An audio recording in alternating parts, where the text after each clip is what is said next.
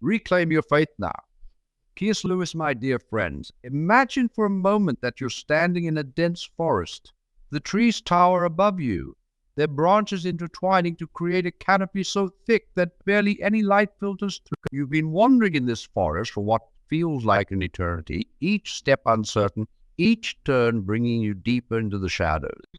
You're lost not just physically, but spiritually. The compass that once guided you, that inner light that showed you the way, seems to have dimmed, leaving you adrift in a sea of doubt and confusion. This forest, my friends, is the world we find ourselves in today. A world where the clamor of countless voices drowns out the still, small whisper of truth. A world where the dazzling lights of materialism and instant gratification blind us to the eternal realities that lie just beyond our sight. A world where faith, that precious gift that gives meaning to our existence, is too often cast aside as an outdated relic of a simpler time. But what if I told you that even in this dense forest, there's a path back to the light? What if I said that faith, the compass you thought you'd lost, is still there, waiting to be discovered? What if the faith you've let slip away is not gone forever, but is instead calling out to you, inviting you to reclaim it? You see, faith is not some fragile thing that shatters at the first sign of doubt or difficulty. I'm not a fair weather friend that abandons us when the storms of life rage.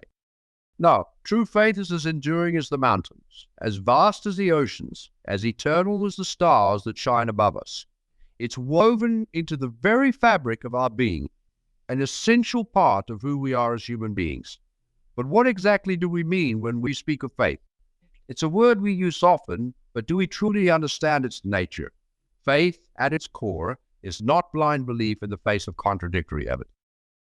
It's not a crutch for the weak-minded or consolation prize for those who can't face reality. Faith, properly understood, is a deep trust in the fundamental goodness and meaning of existence. Think about it this way. When you sit in a chair, do you first analyze its molecular structure to ensure it will hold your weight? When you eat an apple, do you run a battery of tests to confirm it's not poisonous? Of course not. You trust, based on past experience and a basic understanding of the world, that the chair will support you and the apple will nourish you. That's faith in action, and we exercise it every day in countless ways. But faith goes beyond these mundane examples. It's the conviction that there's more to reality than what we can see, touch, or measure. It's the belief that our lives have purpose and meaning beyond mere survival and reproduction. It's the trust that love, beauty, and goodness are not merely subjective human constructs, but reflect deeper truths about the nature of reality. Now, I can almost hear some of you thinking, but what about science? Hasn't it disproven faith? This is a common misconception, and it's one we need to address head-on. Science and faith are not enemies, locked in an eternal struggle for. They are rather two different ways of understanding and interacting with reality, each valuable in its own. Science is a wonderful tool for understanding the physical world. It helps us unravel the mysteries of the cosmos, cure diseases, and create incredible technologies. But science, by its very nature, is limited to what can be observed, measured, and tested. It can tell us how the universe works, but it can't tell us why it exists in the first place. It can describe the neural processes involved in love, but it can't explain why we find it meaningful. Faith, on the other hand, deals with questions of meaning, purpose, and value. It grapples with the big questions that have puzzled humanity since the dawn of consciousness. Why are we here? What is the purpose of life? What happens after we die? These are not questions that can be answered in a laboratory or proven with a mathematical equation. They require a different kind of knowing, a different kind of truth. But let's be honest with ourselves. Even those of us who once had a strong faith often find it faltering in the face of life's challenges. Why does this happen? Why does the faith that once burned so brightly in our heart sometimes flicker and fade? There are many reasons, of course. Sometimes it's a personal tragedy that shakes our belief in a loving God. How could a good God allow such suffering? We wonder. Sometimes it's exposure to other worldviews that makes us question whether our faith is really the right one. In our multicultural world, We encounter people of different beliefs who seem just as sincere, just as moral as we are. This can lead us to wonder if all religions are equally valid or equally false. For others, it's the relentless march of scientific progress that erodes their faith. As we unravel more and more of the universe's mysteries, the gap where God once resided seems to grow smaller and smaller. We begin to wonder if faith is just a primitive attempt to explain what science now illuminates. And let's not forget the simple busyness of modern life. In our fast-paced world, with its constant distractions and endless to-do lists, it's all too easy to let our spiritual lives fall by the wayside. We intend to pray, to meditate, to study our sacred text, but somehow we never quite, and slowly, imperceptibly, our faith begins to atrophy from lack of use. I remember a friend who once had a vibrant faith. He was active in his church, always ready with a word of encouragement or a helping hand. But then life got busy. He got a demanding job, started a family, took on a mortgage. Gradually, his church attendance became less frequent. His prayer life, once so rich, dwindled to the occasional desperate plea in times of crisis. He didn't reject his faith exactly. He just drifted away from it. Perhaps you can relate to this. Perhaps you too have felt your faith slipping away, not with a bang, but with a whimper. If so, I want you to know that you're not alone. Doubt, questioning, even periods of unbelief, these are all part of the faith journey. Even the greatest saints have had their dark nights of the soul. What are the consequences of this loss of faith? What happens when we let go of our belief in a higher purpose, in a reality beyond the material world? For many, the result is a profound sense of emptiness and purposelessness. Without faith, the universe can seem like a cold, indifferent place, and our lives mere accidents of biology and physics. We become, in the words of a famous philosopher, accidental collocations of atoms, or inherent meaning or purpose. Think about it. If there's no higher purpose to existence, if our lives are merely the result of blind chance, then what's the point of it all? Why strive for goodness? Why create beauty? Why love if love is just a biochemical reaction designed to ensure the propagation of our genes? I once spoke with a young man who had abandoned his childhood faith. He prided himself on his rational, scientific worldview. And yet he confessed to me that he often felt a deep sense of despair. If this is all there is, he said, gesturing to the world around him, if we're just random collections of molecules that will one day disperse and be forgotten, then why does anything matter? This, my friends, is the bleak landscape of a world without faith. A world where nothing ultimately matters, where our deepest longings for meaning and purpose are merely evolutionary quirks with no real significance. But it doesn't have to be this way. The faith you've lost, or perhaps never had, can be the spark that once lit your soul can be rekindled. And that's what I want to talk about now, how we can begin to reclaim our faith. The first step, I believe, is to recognize that faith is not something external to us, not something we need to acquire or achieve. It's already there, deep within us, waiting to be awakened. It's like a seed buried in the soil of our souls, needing only the right conditions to sprout and grow. So, how do we create those conditions? How do we nurture the seed of faith? It begins, I think, with honesty. We need to be honest with ourselves about our doubts, our questions, our struggles. Faith that can't withstand questioning is not true faith at all. It's merely wishful thinking. Don't be afraid to ask the hard questions. Why do I believe what I believe? What evidence is there for my faith? How does my faith stand up to the challenges of modern knowledge? These are not enemies of faith, but rather the tilling of the soil that allows faith to take root more deeply. Next, we need to create space in our lives for the spiritual. In our busy, noisy world, it's all too easy to crowd out the still, small voice of the divine. We need to carve out time for silence, for reflection, for prayer or meditation. This doesn't have to be hours of monastic contemplation, although that can be wonderful. Even a few minutes each day, set aside to quiet our minds and open our hearts, can make a profound difference. I'm reminded of a woman I once knew who felt her faith slipping away. She decided to set her alarm clock just 10 minutes earlier each morning. In those quiet moments before the day began, she would sit in silence, sometimes reading a short passage from a sacred text, sometimes simply being still. At first, it felt awkward, even pointless. But gradually, she found herself looking forward to those moments. They became an anchor for her day, a time to reconnect with her deeper self and with the divine. Another crucial step in reclaiming faith is to seek out community. Faith is not meant to be a solitary endeavor. We are social creatures, designed to learn from and support one another. Find people who share your spiritual yearnings, who can encourage you in your journey. This might be a traditional religious community, or it might be a small group of friends who gather to discuss life's big questions. The important thing is not to try to go it alone. Remember, reclaiming your faith is not about returning to an unquestioning, childlike belief.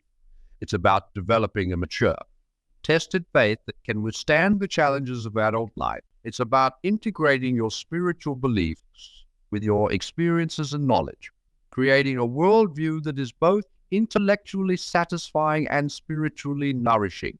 Now, I know what some of you might be thinking. This all sounds well and good, but how do we maintain faith in our modern world? How do we hold on to belief in an age of skepticism and materialism? These are valid questions, and they bring us to a crucial point in our discussion. Nurturing faith in today's world is indeed a challenge. We live in an age where the material is emphasized over the spiritual, where instant gratification is prized over eternal truths, where the loudest voice often drowns out the wisest. But let me suggest that these very challenges can actually strengthen our faith if we approach them in the right way. You see, faith that has never been tested is like a muscle that has never been exercised, weak and underdeveloped. It's through wrestling with doubts, through confronting challenges, that our faith grows stronger and more resilient. Think about it this way. When you're learning a new skill, say playing a musical instrument, the process isn't always enjoyable. Your fingers fumble over the strings. The notes come out discordant, and you might be tempted to give up. But if you persist, if you practice regularly and push through the difficulties, you eventually develop a skill that brings you joy and enriches your life. The same is true of faith. The doubts, the questions, the challenges, these are not obstacles to faith, but opportunities for growth. They're the resistance that strengthens the muscle of belief. So how do we practically maintain faith in our modern world? First, we need to be intentional about it. Faith isn't something that just happens to us. It's a choice we make every day. It's choosing to see the world through the lens of meaning and purpose, even when circumstances tempt us towards cynicism or despair. This doesn't mean ignoring reality or burying our heads in the sand. Rather, it means looking deeper, seeing beyond the surface of things to the underlying truth and beauty that permeates existence. Let me give you a practical example. Next time you're stuck in traffic, feeling your frustration rise, try shifting your perspective. Instead of seeing the delay as a meaningless annoyance, view it as an opportunity for patience, for reflection, for practicing kindness towards your fellow drivers. This small shift in perspective, repeated over time, can transform your entire outlook on life. Another key to maintaining faith in modern times is to integrate it fully into your daily life. Too often we compartmentalize our faith, treating it as something separate from our real life. We go to church on Sunday, but leave our beliefs at the door when we go to work on Monday.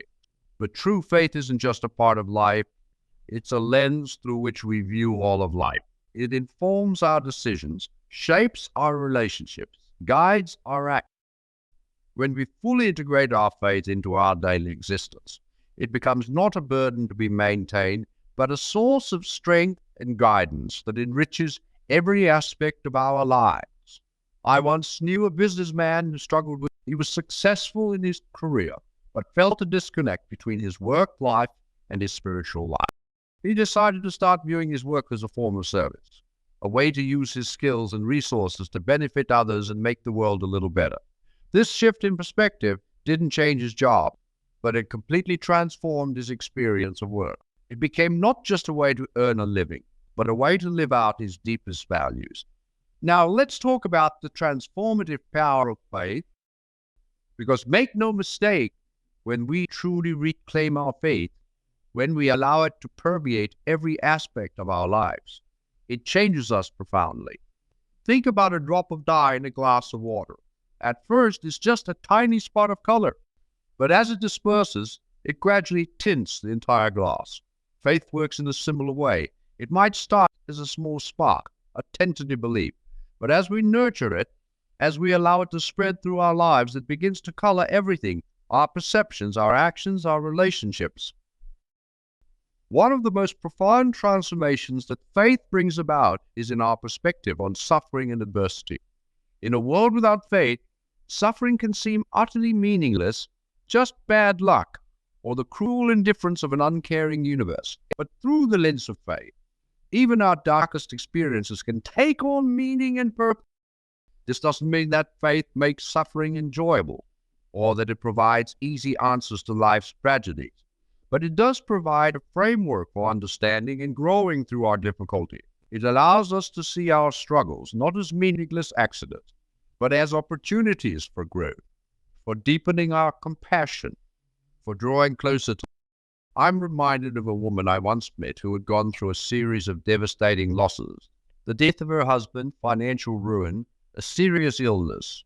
She told me that there was a time when she had nearly lost her faith entirely.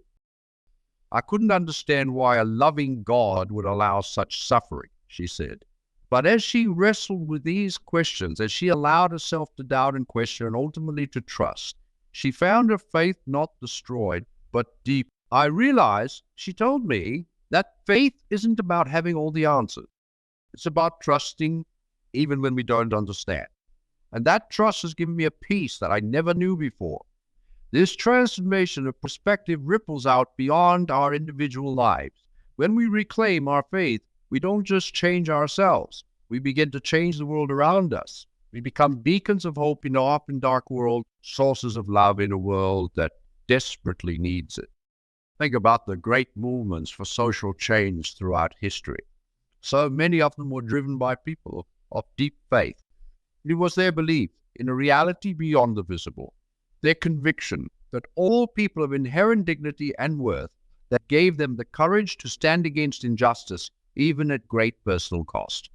When we reclaim our faith, we tap into this same source of courage and conviction. We begin to see the world not just as it is, but as it could be.